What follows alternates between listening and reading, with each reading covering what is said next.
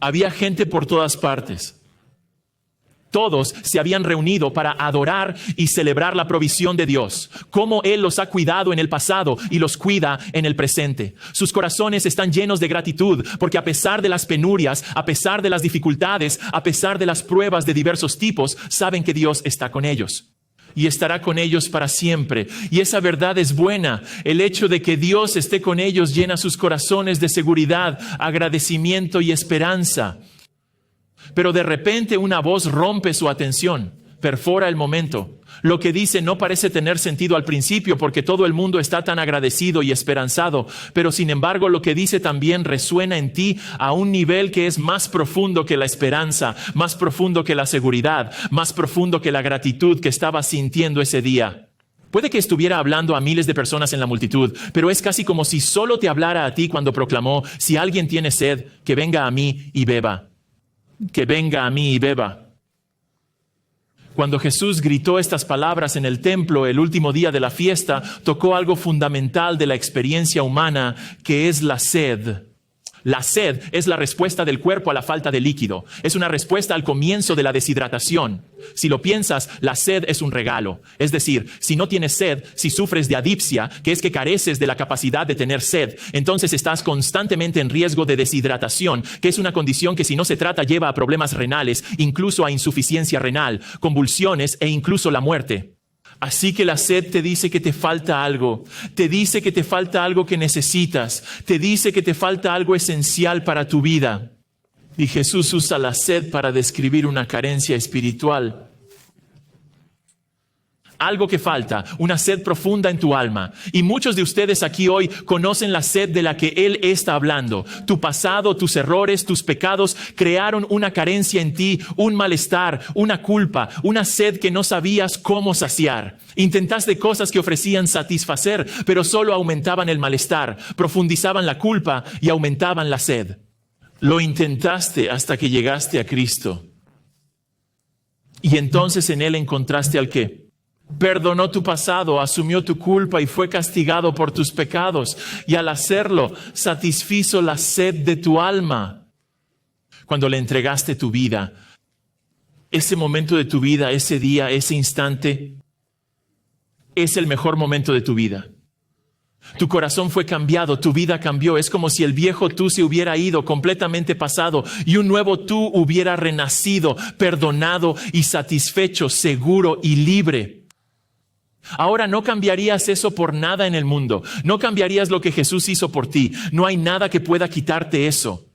Sin embargo, lo mejor que te ha pasado también se ha convertido en la fuente de la oposición.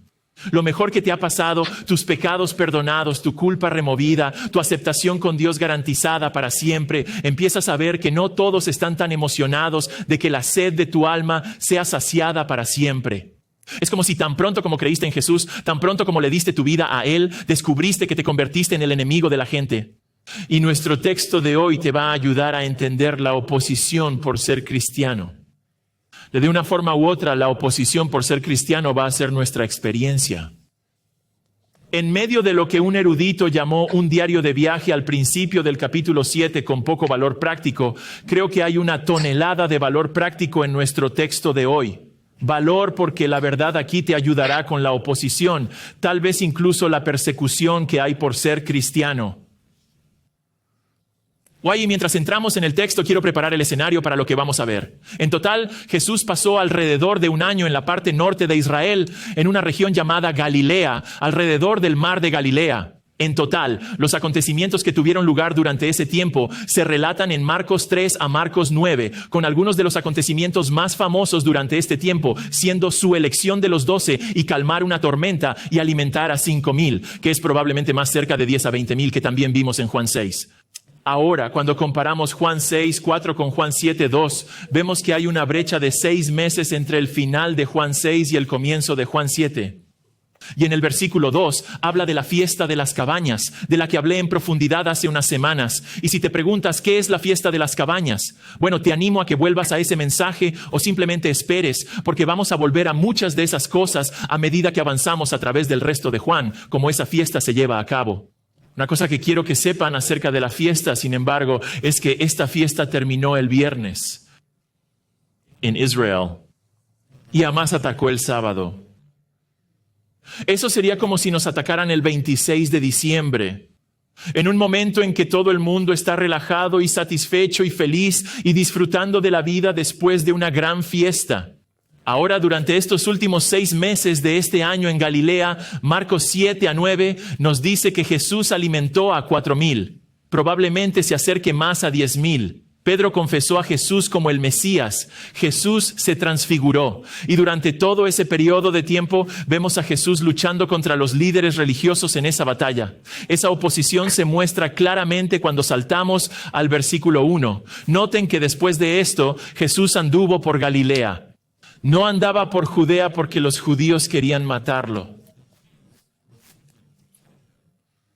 Así que mientras la popularidad de Jesús aumenta a miles en el norte y en el sur, el centro político y religioso de Judea, que es el condado y Jerusalén, la capital, el odio hacia Jesús aumenta allí. Es un hombre buscado y las autoridades judías están decididas a que muera. Así que Jesús se queda en el norte durante 6 meses. Lo que hace es entrenar a sus discípulos, que van a ser los que tomen este movimiento después de que Él ascienda al cielo. Pero la hostilidad, esta hostilidad que vemos en el verso 1 solo, va a construir y construir y construir hasta 6 meses después de esta fiesta, cuando Jesús esté de regreso en Jerusalén para la pieza de la fiesta de la Pascua. En ese momento estas autoridades obtendrán su deseo y Jesús será ejecutado. Ahora, aquí está la cosa. Muchas de las personas que recibieron el Evangelio de Juan y muchos de los que han leído este libro a través de los tiempos sabrían lo que es tener gente, versículo 1, buscando matarlos. Así que en un texto que les habla de maneras que no nos habla a nosotros, con eso en mente, sería bueno para nosotros señalar, número 1, admitir que la oposición es normal en el cristianismo. Admitir la oposición es normal en el cristianismo. Si Jesús enfrentó oposición, nosotros enfrentaremos oposición. Es normal. Es interesante, en el capítulo 3 de Primera de Tesalonicenses, Pablo describe lo que hizo con este grupo de cristianos en la ciudad de Tesalónica, que está en la Grecia moderna. Pasó entre 3 semanas y 3 meses con estos nuevos cristianos y nos dice de qué les habló.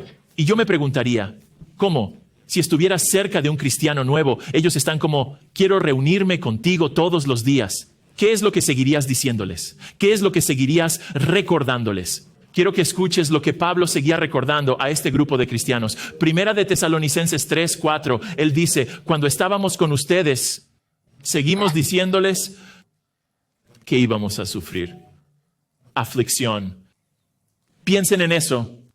Quería asegurarse de que no se sorprendieran, de que la aflicción y la persecución no les chocaran cuando llegaran a sus vidas. Así que siguió diciéndoles, esas son sus palabras, siguió diciéndoles que iba a venir, que era inevitable, que era ineludible porque es normal. La oposición es de esperar, la oposición es previsible. Jesús hace lo mismo con sus discípulos, los prepara para la oposición cuando les dice, Juan 15:20, acordaos de la palabra que os dije, recordad lo que os dije en el pasado, os preparé para esto, pero voy a repetirlo, un siervo no es mayor que su Señor, si a mí me persiguieron, también os perseguirán a vosotros. Ahora, ¿por qué es normal la oposición al cristianismo? Porque Satanás es el perseguidor de la iglesia y él merodea como un león buscando cristianos para devorar. Y si usted va a encontrar ese versículo en 1 Pedro, se encuentra que la forma en que devora a los cristianos no es a través de la tentación. La forma en que los devora es a través del sufrimiento, la aflicción y la oposición. Jesús habla de esto. Marcos capítulo 4. Él habla de la semilla que cae en la tierra y brota muy rápido. Pero ¿sabes qué es lo que borra esa semilla, ese crecimiento? Jesús dice, la tribulación la borra. La oposición de Satanás a los cristianos vendrá a través del mundo. Primera de Juan 3:13 dice, no se sorprendan, hermanos, de que el mundo los odie. No se sorprendan cuando lo vean. La oposición de Satanás a los cristianos también viene a través de los gobiernos humanos, como vemos al final de la vida de Jesús, como vemos en todo el libro de los Hechos, por no hablar de lugares como China y Corea del Norte. Correcto. Pero Jesús dijo, Mateo 13:9, que algunos de sus seguidores, cito, se presentarán ante gobernadores y reyes. Por mi nombre serán perseguidos por los gobiernos porque son cristianos. De hecho, Apocalipsis 2:10 describe a Satanás arrojando cristianos a prisión. Léanlo. Apocalipsis 2:10 dice que Satanás te va a meter en prisión. ¿Cómo lo hace? A través del gobierno humano. La oposición de Satanás a los cristianos también vendrá a través de la religión falsa, de nuevo, como vemos al final de la vida de Jesús y como podemos ver a lo largo del libro de los Hechos. Ahora, escucha, sé que estoy diciendo todo esto a los estadounidenses que escuchan todo esto es completamente extraño porque hemos disfrutado de libertad religiosa y tolerancia por siglos. No hemos conocido casi nada de verdadera oposición de ninguna autoridad por ser cristianos, al menos hasta hace poco. Aunque no hace falta que se lo diga, lo ves casi todos los días en tus noticias o en tu newsfeed. Bueno, escucha, como Pablo con los tesalonicenses o Jesús con sus discípulos. El punto número 1 de hoy soy yo, tu pastor, preparándote para cuando la oposición llegue a tu vida. Preparando tu corazón para ello, para que si viene o cuando venga no te tome por sorpresa. Porque sabes, en ese momento espera un minuto, esto es cristianismo normal. Si Jesús, el Salvador, el Rey, el Señor, si se opuso, si fue perseguido, entonces nuestra experiencia no va a ser mejor. Pero quiero que veas algo en el verso 1. Jesús no fue en busca de sufrimiento. Noten que no lo busco. Pasó 6 meses evitándolo para poder hacer la voluntad de Dios para su vida, que es enseñar la verdad y entrenar a los 12. Así que para hacer la voluntad de Dios para su vida, se alejó de las áreas que le causarían persecución. De la misma manera, no debemos ponernos a propósito en situaciones peligrosas. Pero si la oposición viene mientras estamos haciendo la voluntad de Dios en nuestros hogares, o en nuestros vecindarios, o en nuestros trabajos, o en la escuela, entonces solo sepan que lo que están experimentando es normal. Admitir, de hecho, que lo que hemos experimentado durante la mayor parte de nuestras vidas, un país que tolera y a veces ha promovido la ideología cristiana. Admitan que eso no es normal. Eso no es normal en la historia. Eso ni siquiera es normal en nuestro planeta hoy. Pero el cristianismo normal, el verdadero cristianismo a través de los tiempos ha sido y seguirá siendo opuesto y perseguido. Eso es hasta que Jesús venga. Y en ese momento toda oposición cesará. Hay otra fuente de oposición de la que debemos estar muy conscientes, y esa fuente, curiosamente, es lo que vemos a partir del versículo 2. Ahora la fiesta judía de las cabañas estaba cerca, así que a la luz de esa fiesta su hermano le dijo, sal de aquí y vete a Judea para que también tus discípulos vean las obras que haces.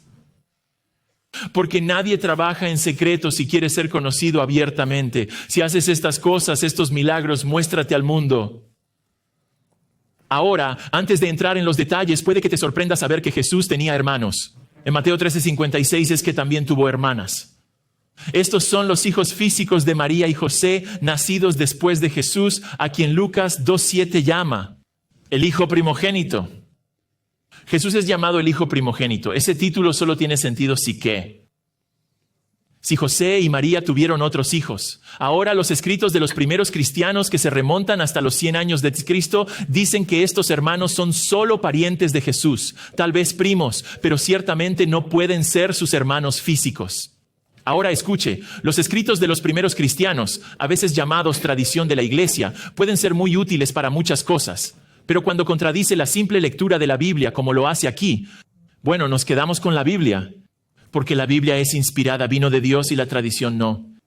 Quiero que noten que los hermanos de Jesús tienen los motivos pragmáticos de una empresa de marketing Y piensan que Jesús también debería tenerlos. Impugnan sus motivos e incluso los reprenden como si supiéramos que realmente quieres dar a conocer tu nombre. Sabemos que quieres llamar la atención, queremos ser famosos, así que hazlo. Ve a dar a conocer tu nombre. Sal de Backwoods, Podunk, Galilea y ve a donde está la gente en Judea, especialmente durante esta fiesta en la que todo varón judío mayor de 20 años va a viajar a Jerusalén. Oye, deberías ir allí.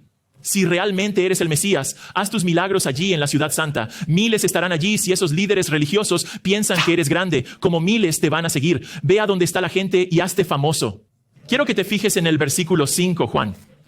Juan nos da una idea de por qué dijeron esto, y su consejo no venía de un lugar bueno o piadoso. Versículo 5, dijeron esto porque ni siquiera sus hermanos, hay casi conmoción en esas palabras, ni siquiera sus hermanos creían en él. De hecho, su consejo aquí suena muy parecido al silbido contrario de la serpiente, ¿no es así? ¿Recuerdas el capítulo 4 de Mateo? Satanás lleva a Jesús al templo y le dice, oye, sube a la cima y tírate abajo. Los ángeles te van a proteger y lo van a hacer y todo el mundo lo va a ver. Van a ver este milagro espectacular y eso va a probar a todos que eres el Hijo de Dios. Ve a ser famoso, ve a hacer algo como eso. Ese mismo consejo satánico sale ahora de la boca de sus hermanos.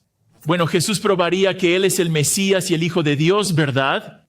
Pero lo haría a través de una cruz romana en una tumba vacía. Ahora, escuchen, muchos cristianos han encontrado consuelo en el amor y la aceptación de la familia, pero no en Jesús. Y de nuevo, muchos de los que leyeron Juan por primera vez y muchos de los que lo han leído a lo largo de los siglos conocerían la misma duda y la misma oposición que Jesús experimentó por parte de su familia.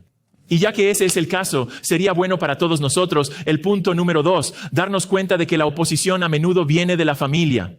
Darse cuenta de que la oposición a menudo viene de la familia. No levanten la mano, pero ¿alguien aquí sabe de lo que estoy hablando? Cada vez que he preguntado eso este fin de semana, he obtenido una respuesta cada vez. Y en la mayoría de los servicios, este es el punto cuando la gente empieza a llorar, porque este punto es muy real para mucha gente en esta sala. Sé que muchos de ustedes tienen familias cristianas maravillosas y piadosas, pero también sé que muchos de ustedes no. Y esa oposición de la familia es normal para ustedes. Marcos 3:21, la familia de Jesús, con el contexto, incluyendo a su hermano y su madre, María, todos ellos trataron de capturar a Jesús y alejarlo de la gente porque ellos realmente pensaban, y cito, que Él estaba fuera de sus cabales. Así que escucha, si la familia de Jesús pensó que estaba fuera de sus cabales, no te sorprendas cuando algunos o incluso toda tu familia piense que estás loco por ser un seguidor de Jesús. Y Jesús, en su bondad, su gracia, su compasión por sus seguidores, nos prepara para la oposición de la familia. Escucha Mateo 10, versículo 21. Su hermano entregará a su hermano a la muerte, y el padre a su hijo. Quiero decir, incluso leyendo eso como para nosotros en América, estamos como, eso es académico, eso ni siquiera tiene sentido. Pero recuerdo haber ido a un país musulmán y enseñar a la gente que quería ser misioneros en ese país. Y un tipo me dijo, contándome su testimonio y diciéndome, cuando me convertí en cristiano, lo escondí de mi familia, pero de alguna manera mi familia se enteró. Y tan pronto como se enteraron, mi padre comenzó a envenenarme. Como si esto fuera real. Los hijos se levantarán contra los padres y harán que los maten y serás odiado por todos. Y ahora por mi nombre serás odiado porque estás alineado conmigo. Vuelve a preparar a sus seguidores. Mateo 10:34. No penséis que he venido a traer la paz a la tierra. No he venido a traer paz, sino espada. Y ahora explica lo que quiere decir con eso. Porque he venido a poner al hombre contra su padre, a la hija contra su madre y a la nuera contra su suegra. Jesús no puede ser más claro sobre la oposición familiar cuando dice, Mateo 10:36, que la familia de una persona serán los suyos. Los enemigos de una persona serán los de su propia casa. Es decir, no estamos hablando solo de un par de comentarios sarcásticos en acción de gracias. Se trata de una oposición seria, incluso de una persecución que puede poner en peligro la vida, que puede provenir de las personas de la tierra que se supone que más nos aman, aceptan y apoyan. Solo la familia.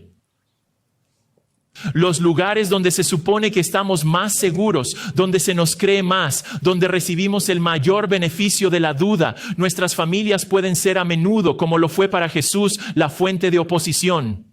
Anoche recibí un correo electrónico. Entre servicios de alguien que estuvo aquí anoche, que me dijo que esta parte del sermón fue tan impactante para ella porque ha perdido a toda su familia física cuando se convirtió en cristiana. He enseñado, hay una señora sentada allí en el último servicio, lágrimas corriendo por su cara porque sé que su marido está tan frustrado con ella porque ella es cristiana, no puede soportarlo. Esta es una historia que escucho una y otra vez y solo quiero que entiendas que Dios lo ve y Él no solo lo ve, Él lo ha experimentado. La oposición porque anoche recibí un correo electrónico de alguien que ve nuestros servicios regularmente en Australia, que me dijo que envió este mensaje a su sobrino en Singapur porque justo después de que fue bautizado, sus padres han empezado a atacarlo por ser cristiano. Así que si usted ha experimentado esto, si la oposición ha sido una interacción regular que ha tenido con su familia después de dar su vida a Jesús, entonces permítanme recordarles que eres un hijo de Dios y adoptado en su familia. Una familia donde no hay oposición, una familia donde eres aceptado ahora y para siempre. Juan 1:12 dice, a todos los que recibieron a Jesús, que creyeron en su nombre, les dio el derecho de ser hijos de Dios. Jesús lo puso de esta manera, Marcos 3:35, todo el que hace la voluntad de Dios es mi hermano y hermana, mi madre. Así que si la oposición ha venido de tu familia por ser cristiano, permíteme también animarte con las palabras de Jesús en Mateo 19:29, que todo el que ha dejado casas, o hermanos o hermanas, o padre o madre, o hijos o tierras, por causa de mi nombre, no solo porque, sino porque son cristianos, recibirán el 100 por 1 y heredarán la vida eterna. ¿Qué quiere decir con esto? Pues primero, si tu familia alguna vez te obliga a elegir entre ellos y Cristo y eliges a Cristo en lugar de ellos, ellos verán eso como que los odias. Pero Jesús dice que es una clara evidencia de que crees en Él y tienes vida eterna. También significa que si tu familia te abandona porque te obligaron a elegir entre ellos o Cristo, debes saber que la iglesia local puede ser tu madre y tu padre. Los santos mayores pueden hablar en tu vida y ser una bendición para ti. Pueden ser tus hermanos y hermanas, compañeros que caminan contigo, aprenden de ti y tú les enseñas y llevas las cargas de la vida que la familia se supone debe hacer por ti. Pueden hacer eso por ti e incluso ser tus hijos, jóvenes en los que puedes derramar la verdad y ver cómo Dios te usa en sus vidas. La iglesia local puede ser un sustituto si tu familia te abandona por elegir a Cristo en lugar de elegirlos a ellos. Las sectas dicen que dejes a tu familia. No estoy hablando de eso, para que quede claro. Estoy diciendo que si tu familia alguna vez te abandona por ser cristiano, tienes una familia en tu iglesia local. Si la oposición ha venido regularmente de tu familia, déjame motivarte a que puede ser el amor que les muestras y la verdad que les das mientras se oponen a ti. Puede ser que eso es lo que Dios usa para salvarlos. Sabes, ¿verdad? Que al final la familia de Jesús creyó en Él, ¿verdad? Hechos 1:14 dice que entre los 120 que estaban reunidos en el aposento alto después de la resurrección de Jesús estaban, cito María la madre de Jesús y me encanta esto, y sus hermanos. Sus hermanos, los que decían que estaba loco, se dieron cuenta de que estaban locos por no creer en Él y entonces creyeron. Uno de sus hermanos, Judas, también llamado Judas, escribe la carta del Nuevo Testamento Judas. Otro hermano, Santiago, se convierte en líder de la iglesia primitiva y escribe la carta del Nuevo Testamento llamada Santiago. Bueno, ¿qué sentido tiene todo eso? Bueno, si se trata de un cónyuge que está frustrado con usted, si es un hermano que sigue tentándote a dejar a Cristo como ellos lo hicieron, si es un tío que se burla de ti, escucha, vuelve a entrar y enfréntate de nuevo a su oposición. Hazlo con dulzura y respeto, dales la verdad y el amor, y quién sabe, podría ser que tu paciente resistencia, tu amable persistencia frente a su oposición les diga a gritos que Jesús es el verdadero Jesús y que ellos también deberían entregarle sus vidas. A partir del versículo 6, Jesús responde a sus hermanos que no tienen ni idea de quién es ni de lo que ha venido a hacer, porque le están dando un pragmático consejo demoníaco y Él les cierra la boca. Versículo 6, Jesús les dijo: mi tiempo aún no ha llegado, pero vuestro tiempo siempre está aquí. Traducción: no es tiempo para mí de ir a la fiesta, pero ustedes pueden ir cuando quieran. Cuando Jesús habla de su tiempo, se refiere al plan de Dios para su vida. Vimos esto en el capítulo 4, versículo 3, donde dice que Jesús, cito, tenía que pasar por Samaria. La idea allí es que Él está en una misión del Padre y eso incluía llevar la verdad a los samaritanos. Vimos esto también en el capítulo 4, cuando Jesús dijo que su comida, ¿recuerdas esto? Dijo: mi alimento es hacer la voluntad de Dios y cumplir su obra. Esto es lo que me motiva y me da energía y me satisface. Es hacer la voluntad de Dios y cumplir su plan para mi vida. Él dice en el capítulo 5 que solo hace lo que hace el Padre. Así que la voluntad de Jesús está en perfecta conformidad con la voluntad del Padre y por eso dice versículo 6, solo voy a esperar. En otras palabras, no es el plan de Dios para mi vida que yo vaya a la fiesta, pero Él dice, pero ustedes pueden ir cuando quieran, porque no tienes el plan de Dios trabajando en tu vida. Ustedes no tienen un horario divino como yo. Y también verso 7, si sus hermanos van a la fiesta, ellos van a estar bien y seguros y todo eso, pero Él no. Verso 7, el mundo no puede odiarte, así que vete a la fiesta. El mundo no puede odiarte, pero me odia a mí, porque yo testifico de Él que sus obras son malas. Porque sus hermanos no creen en Él, forman parte de lo que aquí se llama el mundo. El mundo no es cada ser humano en el planeta, eso no es lo que el mundo significa aquí. El mundo es la humanidad en rebelión contra Dios, es la humanidad que rechaza a Cristo. En el contexto, son los líderes judíos en el versículo 1 los que quieren matar a Jesús, por eso lo odian. Lo odian, quieren matarlo. ¿Por qué dice? Porque como un fiscal expone su culpa. Y por eso no pueden soportarlo. No fueron sus milagros o su compasión. Todo el mundo ama eso. Fueron sus palabras las que hicieron que mataran a Jesús, porque la gente ama la oscuridad en lugar de la luz. Y la razón por la que aman la oscuridad es porque no quieren saber la verdad sobre ellos mismos. Pasan todo su tiempo ignorando la verdad sobre ellos mismos. Pero cuando alguien viene y les da la verdad como Jesús estaba haciendo con ellos deben morir. Bueno, como parte del mundo, los hermanos de Jesús no saben nada del plan de Dios para su vida. Así que Él dice, versículo 8, sube a la fiesta. Yo no voy a subir a esta fiesta porque aún no ha llegado mi hora. Después de decir esto, se quedó en Galilea. En otras palabras, el Padre todavía no me lo ha dicho, así que voy a quedarme aquí. Ahora bien, en el versículo siguiente, el 10, nos enteramos de que sí va a la fiesta, pero viaja allí en secreto. En lugar de hacer exactamente lo contrario del consejo de su hermano, va allí en privado en medio de la fiesta, cuando todo el mundo ya está allí en Jerusalén para poder llegar, evitando las multitudes masivas en el camino a Jerusalén. Bien, lo que vemos aquí en las palabras de Jesús es cómo responder a la oposición. Punto número 3, confiar en la voluntad de Dios cuando te opones. Confía en la voluntad de Dios cuando tengas oposición. Ya sea quedándose en Galilea durante un año para evitar la oposición asesina de las autoridades judías o no yendo a la fiesta con sus hermanos que claramente no creían en Él. Lo que Jesús está haciendo aquí en estos versículos es expresar una confianza en la voluntad de Dios para su vida. Estaba en el plan de Dios, en el tiempo de Dios en el que iba a descansar, y ese descanso en la voluntad de Dios para su vida es un buen ejemplo para nosotros en medio de la oposición que podamos enfrentar. Todo el mundo lo sabe. No debería decir eso.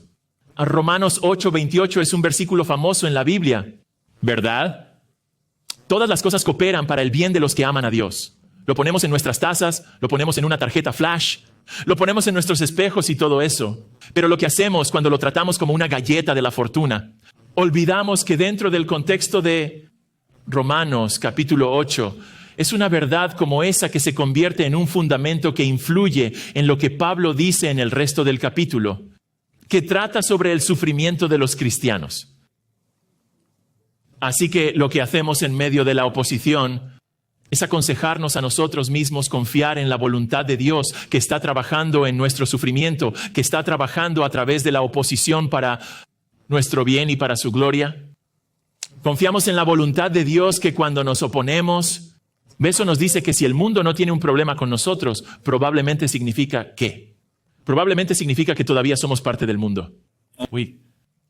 Al contrario de lo que dice Jesús en Juan 15:19, no hemos sido escogidos del mundo, si el mundo está bien con nosotros.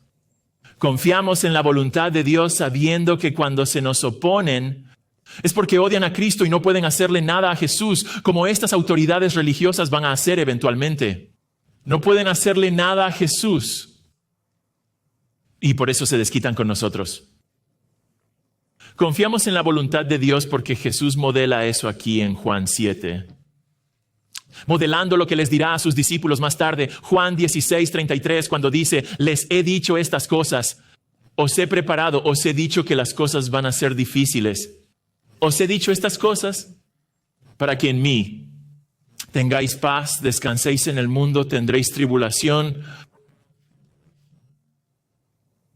Pero ten ánimo, yo he vencido al mundo. Así que si o cuando te opongan por ser cristiano, cuando los amigos te abandonen, cuando la familia te ridiculice, cuando tu trabajo te despida, cuando los estudiantes o incluso los profesores se burlen de ti, cuando el mundo esté en tu contra, anímate. No te está pasando nada que no sea normal. Anímate. Es la prueba de que lo que Jesús dice, de que todo esto de Jesús es realidad. Es verdad porque exactamente lo que Él dijo que iba a pasar te estará pasando a ti cuando te opongas. Y anímate a estar en paz. Estar en paz mientras confías en la voluntad de Dios para tu vida. En la oposición. Así que puede que no tengas un conocimiento sobrenatural de la voluntad de Dios como lo tuvo Jesús, como lo pudo decir aquí en el versículo 6, pero sí tienes las promesas sobrenaturales de Dios en su palabra. No tienes la voz audible de Dios diciéndote qué hacer cada segundo de cada día como Jesús probablemente lo hizo, pero tienes la voz escrita de Dios para animarte y guiarte. Ahora escucha, sé que se podría decir mucho más sobre la oposición que enfrentamos como cristianos. De hecho, libros enteros del Nuevo Testamento están escritos para tratar este tema. Hebreos, Santiago, Primera de Pedro, todos están escritos para los cristianos que sufren. Pero de nuestro texto de hoy, espero que ayudes a ver que la oposición es normal en el cristianismo. Es normal para la mayoría de los cristianos en la historia. Es normal para la mayoría de los cristianos del planeta hoy en día. Oposición. Por ser cristiano, es normal. Espero que te ayude a saber que la oposición puede venir de las personas que más deberían quererte y aceptarte, tu familia, y que no es algo extraño cuando te pasa a ti. Le pasó a Jesús. Y espero que ayude a ver que cuando estás en oposición, cuando la oposición es la más feroz, puedes descansar en Dios y confiar en su voluntad para tu vida, que Él está trabajando incluso la oposición para tu bien. Que al igual que José, lo que la gente, incluso miembros de la familia, la intención del mal contra usted que Dios puede, al mismo tiempo su mal para hacer el bien en tu vida. Y para hacer el bien a través de tu vida. Espero que lo que un erudito llamó un diario de viaje sin valor práctico haya proporcionado en realidad un tremendo valor práctico, preparándote para la oposición o animándote si estás en la oposición en este momento. Verás, la oposición al cristianismo va en aumento sin duda. Pero serán hombres y mujeres que no se sorprenderán por ello. Hombres y mujeres que entienden que esto es cristianismo normal. Hombres y mujeres que confían en su Señor a pesar de todo. ¿Serán esos hombres y mujeres los que se enfrentarán a la oposición? De una manera que muestre que Jesús es realmente el Señor y que todo esto es verdad. ¿Serán hombres y mujeres que enfrenten esta oposición? Que no se alejen. Que no se vayan, que no sean arrasados por la oposición que enfrentan, pero que se queden, se mantengan fuertes, que son como robles en un huracán, no como estas cosas verdes repugnantes que tenemos aquí, palo verde, sino que son sólidos. Árboles sólidos como rocas en medio del huracán de la aflicción. Este es el tipo de personas que Jesús anima a sus discípulos a ser. Y que nosotros seamos este tipo de personas en estos días oscuros. Oremos.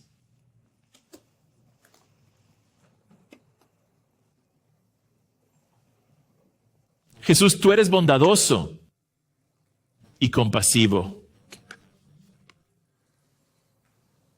No miras a todas tus ovejas y dices, todo va a salir bien, no te preocupes. Todo es maravilloso. Pero tu palabra trata de la vida real. Y tú preparas a tu pueblo en textos como este y las referencias cruzadas que vimos.